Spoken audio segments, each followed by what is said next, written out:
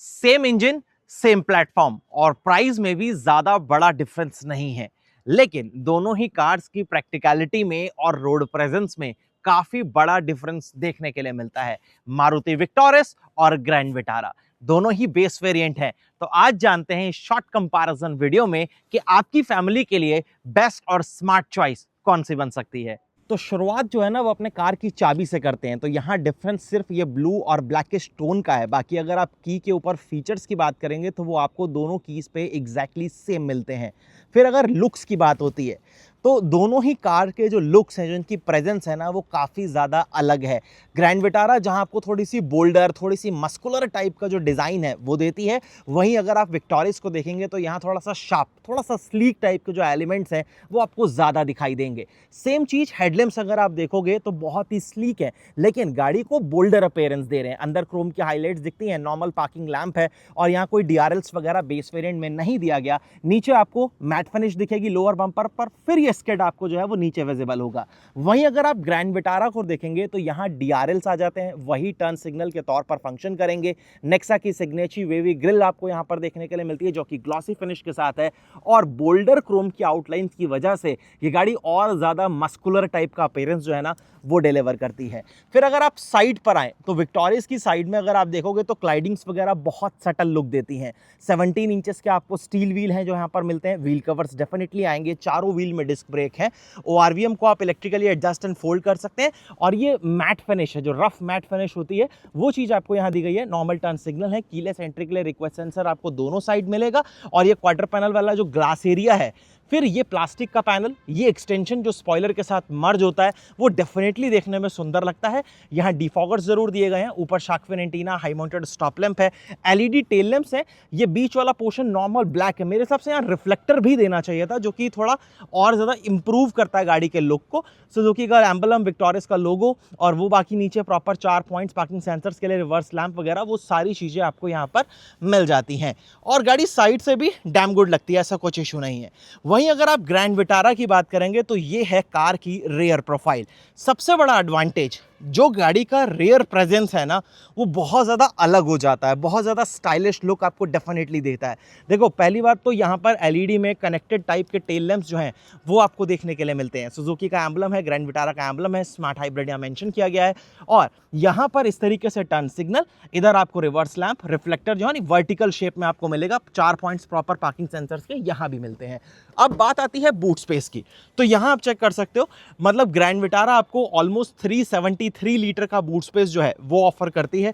यहाँ पर आपको ये व्हील कवर्स वगैरह प्लेस दिखेंगे, और स्पेयर व्हील नहीं आता, तो यहाँ इस तरीके से जो पंक्चर रिपेयर किट है वही आपको देखने के लिए मिलेगी। अब अगर विक्टोरिस के साथ आप जाते हो तो एडवांटेज है, देखो ये तो है CNG वाला, तो CNG वेरिएंट में भी आपको यूजेबल 320 लीटर का बूट स्पेस मिलता है, क्योंकि CNG जो टैंक है वो अंडर बॉडी आपको मिलेगा, वो भी वेल मेंटेन तरीके से उसे अच्छी तरीके से कवर अप किया गया है। अगर आप CNG वेरिएंट के लिए नहीं जाते हो तो 439 लीटर के आसपास का, यानी ग्रैंड विटारा से तो ज़्यादा ही बूट स्पेस आपको मिलेगा। हाँ, ध्यान रखने वाली बात यह है कि यहाँ पर भी आपको कोई स्पेयर व्हील वगैरह तो नहीं मिलेगा, तो आपको यहाँ पर नॉर्मल पंक्चर रिपेयर किट जो है वही मिलने के लिए मिल जाती है। ये सब बात हो गई। बाकी दोनों गाड़ियों के जो डायमेंशन है वो मोर और लेस सेम ही है, थोड़ा बहुत जो फर्क है वो सिर्फ उसके डिज़ाइन से, स्पेस वगैरह एज इट इज़ रहता है। पहले मैं आपको ग्रैंड विटारा का सेकेंड रो चेक कराता हूँ। डुअल टोन कॉम्बिनेशंस कलर के आपको यहाँ पर दिखते हैं, ब्लैक के साथ ये ब्राउनिश टोन दिखाई देगा। यहाँ फैब्रिक का इस्तेमाल किया गया है, चाइल्ड प्रूफिंग लॉकिंग आपको यहाँ जरूर मिलती है, बॉटल होल्डर्स हैं, स्पीकर वगैरह नहीं आते, पावर विंडो कंट्रोल कोई मार्किंग नहीं है, ब्लैक लीवर्स आपको यहाँ मिलते हैं, और ये इस तरीके से सिल्वर फिनिश मिल जाती है।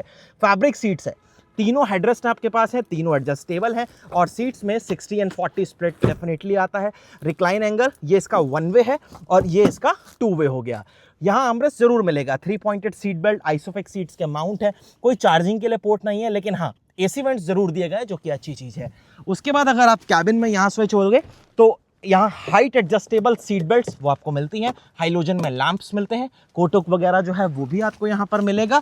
और अगर आप ड्राइवर साइड पर स्विच होते हो तो सबसे पहली चीज़ ORVMs को आप इलेक्ट्रिकली एडजस्ट वो ज़रूर कर सकते हो। ड्राइवर साइड की विंडो ऑटो आ जाएगी, सेफ्टी लॉक यहाँ पर दिया गया है। अगेन बॉटल वगैरह रखने के लिए काफ़ी जगह आपके पास है। ये पैडिंग वगैरह आपको सब कुछ जो है वो फैब्रिक। यहाँ पर हाइट का कोई एडजस्टमेंट नहीं है, लेकिन सीट्स जो है उसकी क्वालिटी, उसकी कुशनिंग वगैरह इंप्रेसिव है, कोई दिक्कत नहीं। प्रॉपर फुटरेस्ट आपके पास है। यहाँ से आप गाड़ी का हुड खोल पाओगे, फ्यूल फिलर कैप, 5 लेवल की हेडलाइट लेवलिंग, और इधर आपको इस तरीके से क्रोम रिंग और engine start and stop button. चलिए इग्निशन लगाते हैं। और इग्निशन अगर लगा रहे हो तो ये बीप करता रहेगा सेफ्टी के पैरामीटर से, तो आपको ये डोर जो है वो क्लोज करना पड़ेगा ऐसे।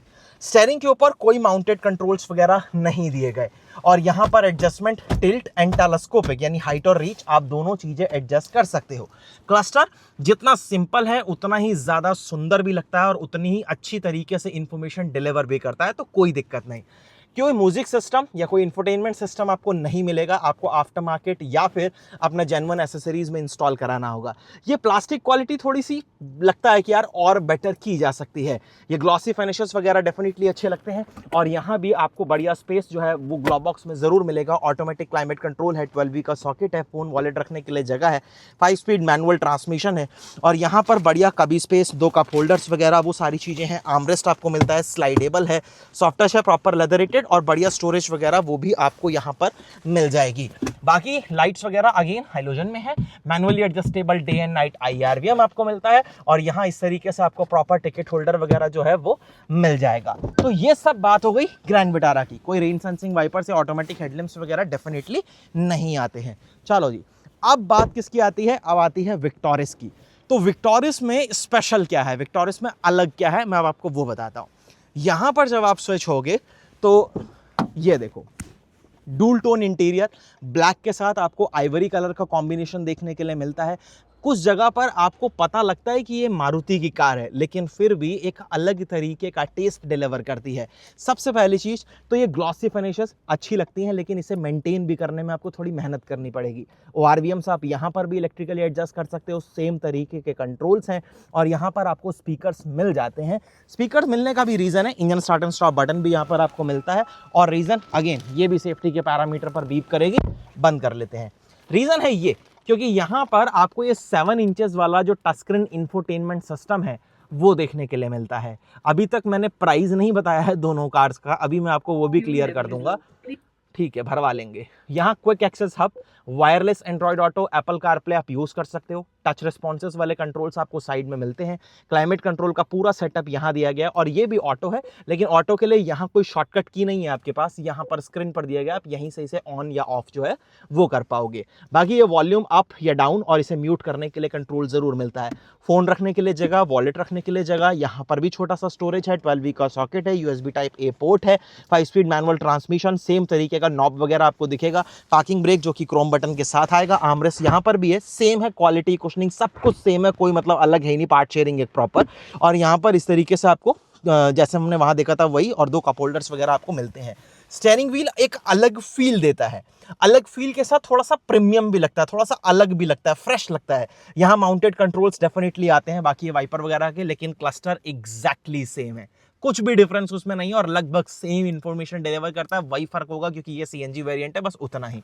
बाकी एडजस्टमेंट सेम है, टिल्ट एंड टेलीस्कोपिक, यानी वो आपको एडजस्टमेंट्स यहाँ पर भी मिल रहे हैं। उसके बाद सेम लाइट्स, मतलब हाइलोजन में है, manually adjustable day and night IRVM, ticket holders वगैरह आपको यहाँ पर भी मिल जाएंगे। ये ग्लॉसी फिनिश यहाँ पर जो दी गई है देखने में बहुत ज़्यादा अलग लगती है, अच्छी लगती है, और यहाँ पर जो प्लास्टिक की क्वालिटी है वो डेफिनेटली बेटर है ग्रैंड विटारा से अगर आप कंपैरिजन करो तो। इंटीरियर वाइज तो मैं विक्टोरिस को पूरे नंबर दूंगा भाई, गाड़ी वाकई जेन्युइन लगती है कि आपने वाकई इन्वेस्ट किया, तो गाड़ी एकदम परफेक्टली आपको वो ब्लेंड देती है, वो सारी चीज़ें आपको फील कराती है। चलिए सेकंड रो भी देख लेते हैं। सेकेंड रो में यहाँ पर डूल टोन सीट्स आपको नहीं दी गई हैं, सिंगल बैक है, और यहाँ पर आप देखोगे तो जिस तरीके की क्वालिटी वगैरह है वो डेफिनेटली इंप्रेसिव है, कुशनिंग वगैरह लगभग वैसी है। और इधर आप चेक कर लो तो आपको यहाँ पर AC वेंट्स वगैरह मिलते हैं, और दोनों ही गाड़ियों में स्पेस भी 19-20 का फर्क होगा तो होगा, नहीं तो नहीं है। बाकी ये तीनों हेडरेस्ट एडजस्टेबल आपको यहाँ पर मिलते हैं। यहाँ पर अगेन 60-40 स्प्लिट है, और यहाँ देखो ये 1 वे रिक्लाइन है, यहाँ पर कोई रिक्लाइन एंगल एडजस्ट करने का या कोई आपके पास छोटा सा भी मार्जिन नहीं है, जो कि आपके पास ग्रैंड विटारा में था। लेकिन यहाँ 3 पॉइंटेड सीट बेल्ट, आर्मरेस्ट वगैरह वो सब चीज़, और ये डोर की पैडिंग्स वगैरह आपको सिर्फ वही फर्क है, ये ग्लॉसी का और यहाँ पर डुअल टोन फिनिशेस का, बाकी एग्जैक्टली सब कुछ आपको सेम मिलता है।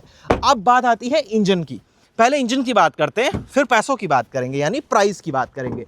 तो दोनों ही कार्स में आपको बिल्कुल सेम इंजन मिलता है। 1.5 litre natural aspirated petrol unit, 4 cylinder है, तो बहुत ही ज़्यादा रिफाइन भी है, रिलायबल भी है, ट्राइड भी है और ट्रस्टेड भी है, कोई इशू नहीं। आपको सीएनजी का भी ऑप्शन मिलता है, जैसे कि यहाँ खड़ा है विक्टोरिस के साथ, लेकिन आपको ग्रैंड विटारा के बेस वेरिएंट में सीएनजी नहीं मिलता, आपको डेल्टा के लिए जाना पड़ेगा। अब यहाँ पावर फिगर्स की बात हो तो ये लगभग आपके लिए बनाता है 101 bhp, 139 newton metre of torque, और पेट्रोल पर माइलेज क्लेम्ड है ऑलमोस्ट 21 किलोमीटर पर लीटर। लेकिन आपको प्रैक्टिकली 13-14 तक की माइलेज जो है ये देगा, सिटी वगैरह या कंबाइंड हाईवे पर थोड़ा सा बेटर हो जाएगा।